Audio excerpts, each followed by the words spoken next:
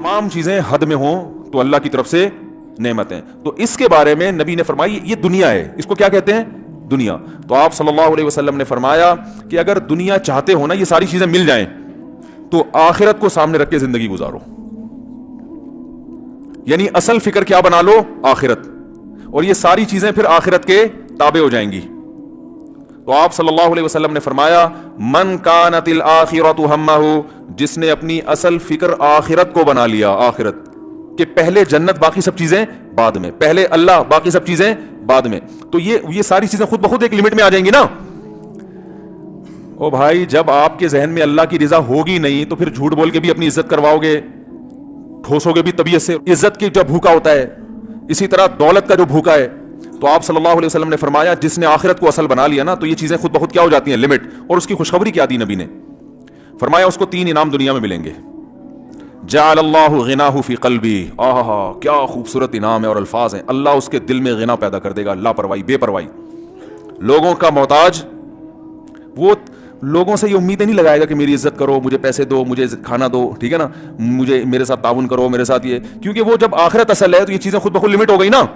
تو لمٹ میں چیزیں تو اللہ کی طرف سے مل ہی جاتی ہیں. تو پہلی عزت اس کو ملے گی غنا, محتاج نہیں. غنا سے انسان کی عزت میں اور اضافہ ہوتا ہے. آپ جب مانگتے رہتے ہو نا یار 5 روپے مل جائیں گے یار, یہ تو عزت ختم ہوتی ہے نا. حتیٰ کہ جب واقعی ضرورت بھی ہوگی نا تو لوگ نہیں دیں گے آپ کو پیسے. تو فرمایا سب سے پہلے غنا. کیا مطلب؟ سر اٹھا کے جینا سیکھ جائے گا. یہ کتنی بڑی نعمت ہے, کتنی بڑی نعمت, سر اٹھا کے جینا. دل کا مالدار ہو جائے گا.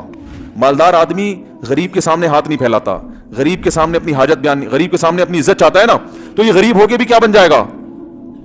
ایسی دل کی کیفیت جیسی دولت مندوں کی ہوتی ہے. دوسرا انعام جعل اللہ غناہ فی قلبی وجمع لہ شملا, اس کی فکروں کو اللہ جمع کر دے گا. آج کل کوئی ایک ٹینشن نہیں ہے. کسی سے پوچھنا کیوں پریشان ہو, فون کہ کوئی ایک وجہ ہو تو بتاؤں. ہے بھائی کوئی ایک وجہ؟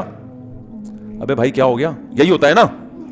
یہ میرا بچے نے بھی سیکھ لیا, بھائی کیا ہو گیا. وہ چھوٹا سا بچہ ہے بھی 4 سال کا, وہ میں آ رہا تھا تو میرے پیچھے پیچھے وہ بھی آنے لگا. چھوٹا 4 سال 3.5 سال کا ہوگا بالکل, آپ نے دیکھا نا کتنا سا. تو میں نے کہا بھائی کدھر آپ بیٹا گھر رہو؟ کہہ رہے بھائی کیا ہو گیا. مجھے اتنی ہنسی ہے, میں نے کتنا سوچ, وہ بھائی ایسی باتیں کر رہا ہوتا ہے, وہ بھائی کیا ہو گیا. تو جمع لہ شملا, اللہ اس کی بہت ساری فکروں کو سمیٹ دیں گے. سمٹی ہوئی چیز اچھی ہوتی ہے. دیکھو کچرا بھی اگر ہو نا گھر میں پھیلا ہوا ہو تو برا لگتا ہے, سمٹ کے ایک ڈسٹ بن میں آ گیا سکون مل جاتا ہے کہ نہیں مل جاتا, حالانکہ کچرا ہے. کچرا ہونے کے باوجود وہ برا نہیں لگ رہا ہوتا. بھائی جھاڑو لگا کے سمیٹ کے ایک جگہ پہ جمع کر دیا اس کو, تو بہت زیادہ کچرا بھی برا نہیں لگتا, اور پھیلی ہوئی تھوڑی سی چیز بھی بری لگتی ہے. کمرے میں تھوڑا تھوڑا کچرا, کچھ ادھر برا لگ رہا ہے, سمیٹ دیا اور مزید کچرا بھی لا کے ڈال دو گے نا ڈسٹ بن میں سمٹا ہوا, وہ اتنا برا نہیں لگ رہا ہوتا. تو اللہ نے فرمایا ان کی فکریں سمیٹ دوں گا میں. صحیح ہے نا, کٹری بنا کے رکھ دوں گا, بس یہی ہے اور کوئی فکر نہیں ہے تمہاری. اور تیسری جو ہٹو بچوں, فرمایا اتتہ الدنیا وہی راغمہ, دنیا بھی اس کے پاس دوڑتی ہوئی آئے گی ناک رگڑتے ہوئے. سمجھ رہے ہیں, ہر چیز لمٹ تھی نا, حدود تھی, تو ملے گی لامحدود. سمجھ رہے ہیں.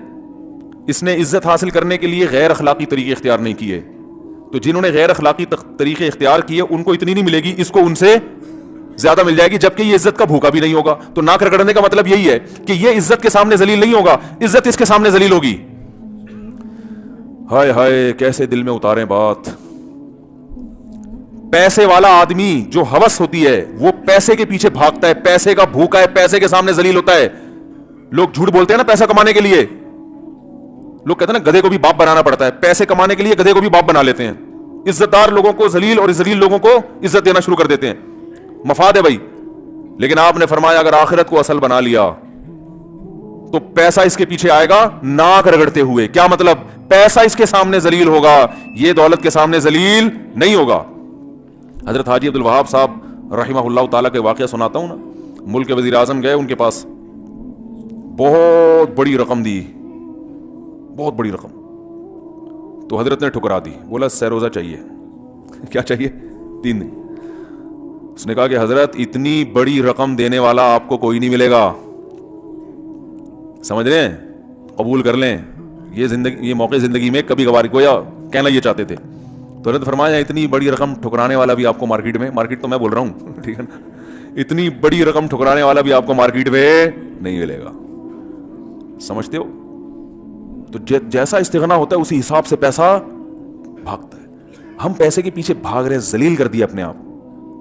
دیکھو نا دکانوں پہ بیٹھے ہوتے ہیں کپڑا بیچنے, باجی باجی ادھر آئے نا, بیٹھے نا. او بھائی جا یار, تو نے کپڑا ڈسپلے پہ لگا دیا, جس باجی کو دیکھنا دیکھ لے گی ہے. تو یہاں کوئی پکوڑے کی دکان تھوڑی کھول کے بیٹھا ہوا ہے. وہ آئی اسی لیے کہ کپڑا خریدنا ہے اس نے, لیڈیز کپڑا, تو لیڈیز کپڑے کی دکان کھول کے بیٹھا ہوا ہے. باجی باجی, مولوی صاحب, صوفی صاحب, صوفی صاحب ادھر آئے. وہ تھان پہ تھان دھڑا دھڑا کھولے جا رہا, کھولے جا رہا, ایک نفسیاتی اثر ڈالنے کے لیے نا, کہ اگلا بولے. ہم تو بھائی کنفیوز ہو جاتے ہیں, کبھی کپڑا لینے جائے نا, ابے نہیں کھولا, نہیں کھول کے دے, اتنے کھول دے. آدمی کہتا ہے یار اب نہیں لیا تو یہ بولے گا اس کو تمہارا باپ لپیٹے گا یہاں بیٹھ کے. معذرت کے ساتھ تھوڑی سی ابیوز لینگویج استعمال کر رہا ہوں, لینا نہیں تھا تو یہ کون لپیٹے گا. یہ نفسیاتی اثر ڈالتے ہیں. اتنے تھان کھلوا دی اور لے ایک بھی نہیں رہے, تو آدمی مروت میں آ کے لے ہی لیتا ہے. یار اب کیا, یہ گھٹیا طریقہ ہے پیسہ کمانے کا بھائی. ٹھیک ہے آپ تھان تو کھولیں کسٹمر کی سہولت کے لیے, اس کو غیر اخلاقی طریقوں سے گھسیٹنے کے لیے یہ پھر پیسے کے پیچھے بھاگ رہے ہو آپ. پھر جو لفاظی ہوتی ہے تاجروں کی آپ دیکھو, یہ آپ کو یہیں سے ملے گا, کہیں اور سے تو ملے گا نہیں. آپ چونکہ آپ تو مفتی صاحب ہیں, اچھا آپ کے لیے تو آپ کے لیے اسپیشل ریٹ ہیں, حالانکہ وہ 100 آدمیوں کے لیے وہی ریٹ ہوتے ہیں. ایک دفعہ میں نے کوئی بائک کے لیے نا کچھ پارٹس خریدنے تھے, تو وہ مجھے اس نے پارٹ فروخت کیا. میں نے کہا کتنے کا, کہہ رہے ہیں آپ کے لیے مثلا 100 روپے کا. تو میں متاثر ہوں, میں نے کہا چلو داڑھی دیکھ کے تھوڑا سا خیال کر رہا ہوگا, 200 کی چیز ہوگی, آپ کے لیے کتنے کا ہے, 100 روپے کا. جب بھی میں پھر اسی دکان سے چیزیں خریدا کرتا تھا. کوئی بھی نہیں جانتا اس دکان والے کو, اس لیے کوئی غیبت نہیں ہے اس میں, اور وہ دکان والے کا بھی کوئی رابطہ نہیں ہے, وہ بھی نہیں, بہت پرانا واقعہ ہے, 20 سال تو کم از کم ہو گئے ہوں گے. تو آپ کے لیے اتنے کا. پھر مجھے پتا چلا یہ ہر ایک سے یہی کہتا ہے آپ کے لیے, اور دکانداروں کی عادت ہوتی ہے کہ آپ کو میں اتنے میں دے دوں گا, اور وہ سوچ رہے ہوتے ہیں جھوٹ بھی نہیں بول رہے ہم, تو آپ کو اتنے میں ہی دے دوں گا نا, اور کیا مطلب ہے اس کا. وہ خوش فہمی مبتلا ہو رہے ہیں کہ میرے لیے. اور انسان پتہ ہے کیا ہے, اپنی تعریف کے معاملے میں بہت جلدی غلط فہمی کا شکار ہو جاتا ہے. یہ انسان کی فطرت ہے.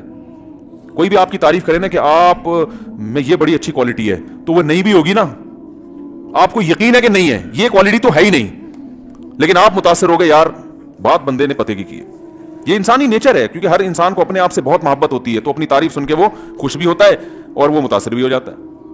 تو اس لیے زیادہ اپنی تعریف سن کے نا کبھی بھی دھوکے میں آنے کی کوشش نہ کیا کریں. تو جب وہ کہتے ہیں نا آپ کے لیے یہ, تو آپ سمجھتے ہیں کہ میرے اندر کوئی سرخاب کے پر ہیں, عام پبلک سے میں ذرا ہٹ کے ہوں, تو میرے لیے یہ اسپیشل کیا کر رہا ہے, رعایت کر رہا ہے. تو نبی صلی اللہ علیہ وسلم نے فرمایا جس نے آخرت کو اصل مقصد بنا لیا, دل میں غنا بھی پیدا ہوگا, یعنی سر اٹھا کے جیے گا.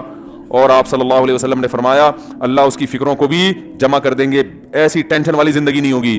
اور تیسری خوبی, اس کو تیسرا جو انعام ملے گا, فرمایا اتتہ الدنیا وہی راغمہ, دنیا ذلیل ہو کر اس کے پاس آئے گی. یہ دنیا کے سامنے جھکے گا نہیں, دنیا اس کے سامنے جھکے گی. اللہ تعالیٰ سمجھنے کی, عمل کرنے کی توفیق عطا فرمائے.